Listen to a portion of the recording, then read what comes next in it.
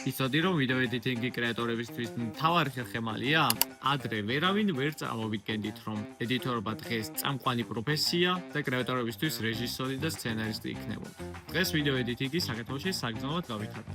იცოდის რომ პასუხები დეტალურად გავიგოთ, ამაზე ქართველი იუთუბერები და კონტენტ კრეატორები გვიპასუხებენ. ძალიან განვითარდა დონეც და ედიტორების დეფიციტია რომ იქა აქ ჩვენს სფეროში.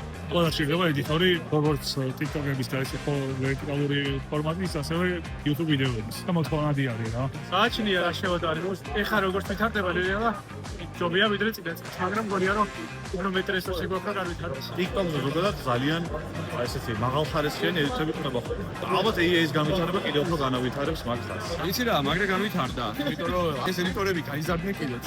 ასაკით და რაღაცა სკილებიც უფრო მოიმატა, იმიტომ რომ სხვა ვიდეოებსაც უყურებენ როგორც ჩანს, ქართული კრეატორებისგანაც ბევრი მასალა არის, შეიძლება ესე ითქვას.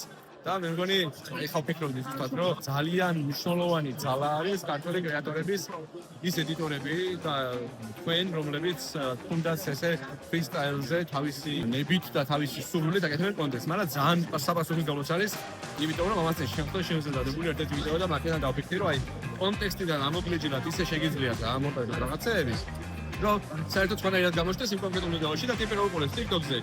საერთოდ ვერ მიხდება, რომ სუსტ რაღაცა იყო საქმე და ის ამოჭრილი რომ ნახა, ვა, ეს ტიპი ცუდია, ეს ტიპი კარგია, ესე აწევს იარლიკებს რა და კონტექსტში ეს ყველაფერს სხვანაირად ჩანს. ამიტომ დიდი პასუხისმგებლობაც არის ედიტორებზე, ჩემი აზრით. ეცე რა არის, ანუ ძალიან კარგია იმ კუთხით, რომ mood booster-ი არის ძალიან. ანუ გვიმაღლებს განწყობას რა, ანუ სხვადასხვა რაღაცები რაც იქნება ამოჭრილი სხვადასხვა ფილმებიდან, ვიდეოებიდან, მე პირადად ძალიან მაგხალისებს ხოლმე რა სხვადასხვა ედიტები და გადავა.